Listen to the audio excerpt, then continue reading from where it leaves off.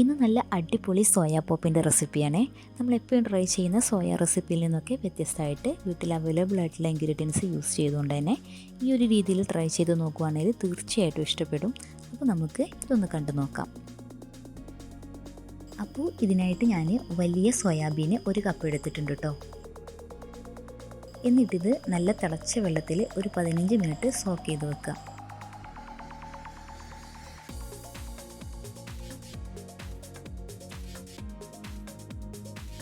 ഇപ്പോൾ 15 മിനിറ്റിന് ശേഷം ഞാനത് എടുത്തിട്ടുണ്ട്. നല്ല സോഫ്റ്റായിട്ട് വന്നിട്ടുണ്ട് കേട്ടോ നമ്മുടെ സോയാബീനൊക്കെ. ഇനി നമുക്കിതിലുള്ള വെള്ളമൊക്കെ ഒന്ന് സ്ക്വീസ് ചെയ്ത് കളയാം.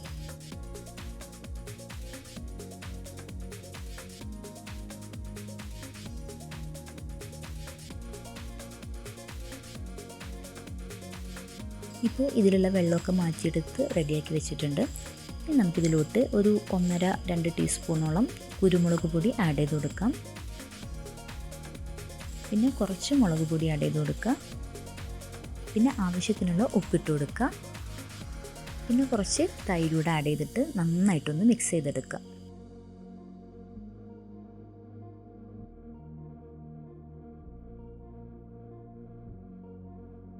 ഇനി നമുക്കിതൊന്ന് മാറ്റി വെക്കാം. ഇതൊന്ന് എരിവും പുളിയും ഉപ്പൊക്കെ ഒന്ന് പിടിക്കുന്ന സമയം കൊണ്ട് നമുക്കിനി ഇത് കോട്ട് ചെയ്തെടുക്കാൻ വേണ്ടിയിട്ടുള്ള ഇൻഗ്രീഡിയൻസൊക്കെ റെഡിയാക്കി എടുക്കാം. അപ്പോൾ അതിനായിട്ട് ഞാനിവിടെ 2 ടേബിൾ സ്പൂണ് മൈദപ്പൊടി എടുത്തിട്ടുണ്ട്. പിന്നെ അതിലോട്ട് ആഡ് ചെയ്ത് കൊടുക്കുന്നത് 1 ടേബിൾ സ്പൂണ് കോൺഫ്ലോർ ആണ്. പിന്നെ കുറച്ച് കുരുമുളക് പൊടി, ഈ ഒരു കോട്ടിങ്ങിലേക്ക് ആവശ്യമായിട്ടുള്ള ഉപ്പ്, പിന്നെ കുറച്ച് ഓട്സ് കൂടെ ആഡ് ചെയ്തിട്ട് നന്നായിട്ടൊന്ന് മിക്സ് ചെയ്ത് വെക്കുക. പിന്നെ ഞാനിതിലോട്ട് എടുത്തിട്ടുള്ളത് 1 കോഴിമുട്ടയാണ്. ഇത് നന്നായിട്ടൊന്ന് ഉടച്ചതിന് ശേഷം കുറച്ച് ഉപ്പൂടെ ആഡ് ചെയ്തിട്ട് ഒന്ന് മിക്സ് ചെയ്യാം. ഇത് നമ്മൾ ഓൾറെഡി മാരിനേറ്റ് ചെയ്ത് വെച്ചിട്ടുള്ള നമ്മുടെ സോയാബീൻ എടുക്കുക. എന്നിട്ട് നമ്മൾ സാധാ ബ്രോസ്റ്റഡ് ചിക്കനൊക്കെ ചെയ്യുന്ന പോലെ തന്നെ ആദ്യം നമ്മൾ ഈ എഗ് മിക്സിലൊന്ന് ഡിപ്പ് ചെയ്യുക. പിന്നെ അതിന് ശേഷം ഈ ഒരു ഫ്ലോറിൻ്റെ മിക്സിലൂടെ ഒന്ന് ഡിപ്പ് ചെയ്തെടുക്കുക. എന്നിട്ട് നമുക്കിത് വേറൊരു പ്ലേറ്റിലോട്ട് മാറ്റി വെക്കാം.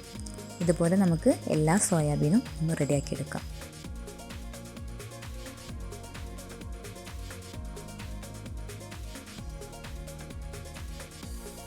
പിന്നെ നിങ്ങളുടെ കയ്യിൽ റെഡിമെയ്ഡ് ആയിട്ടുള്ള ബ്രോസ്റ്റഡ് പൗഡർ ഉണ്ടെന്നുണ്ടെങ്കിൽ അത് യൂസ് ചെയ്യുന്നതാവും കുറച്ചുകൂടി ടേസ്റ്റ് കിട്ടും. നമ്മുടെ കയ്യിലത് ഇല്ലാത്തതുകൊണ്ടാണ് നമ്മൾ ഇങ്ങനെ ഒരു മിക്സ് റെഡിയാക്കി എടുത്തത്. അപ്പോൾ ഞാൻ എല്ലാ സോയാബീനും ഇവിടെ കോട്ട് ചെയ്തെടുത്തിട്ടുണ്ട്. അപ്പോൾ ഞാനിവിടെ സ്റ്റൗ ടോപ്പിൽ ഒരു പാൻ എടുത്തിട്ട് കുറച്ച് ഓയിൽ ചൂടാൻ വെച്ചിട്ടുണ്ട്. സൺഫ്ലവർ ഓയിലാണ് കേട്ടോ ഞാൻ യൂസ് ചെയ്തിട്ടുള്ളത്. ഞാൻ യൂസ് ചെയ്യുന്നത് ഇതുപോലത്തെ കുറച്ച് സ്റ്റിക്ക് യൂസ് ചെയ്യുന്നുണ്ട് കേട്ടോ. നമ്മൾ ലോലിപോപ്സ് ഒക്കെ ഉണ്ടാക്കാൻ വേണ്ടിയിട്ട് യൂസ് ചെയ്യുന്ന സ്റ്റിക്കാണിത്. ഇനി നമുക്കിത് ഫ്രൈ ചെയ്തെടുക്കണം. അപ്പോൾ ഫ്രൈ ചെയ്യുന്ന മുന്നേ ഞാൻ ഇതുപോലത്തെ സ്ക്യൂവേഴ്സ് യൂസ് ചെയ്തിട്ട് ഇതൊന്ന് കുത്തി കൊടുക്കുന്നുണ്ട് ഇതുപോലെ. എന്നിട്ട് ഇതുപോലെ ഫ്രൈ ചെയ്തെടുക്കുക.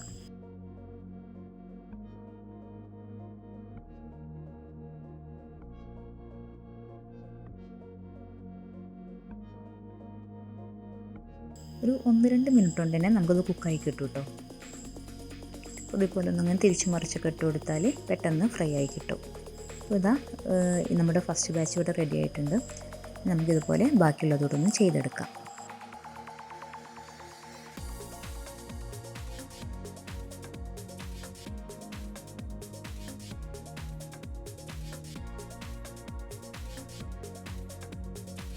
നമ്മുടെ ഫുൾ സോയാ പോപ്സ് ഇവിടെ റെഡിയായി കിട്ടിയിട്ടുണ്ട്.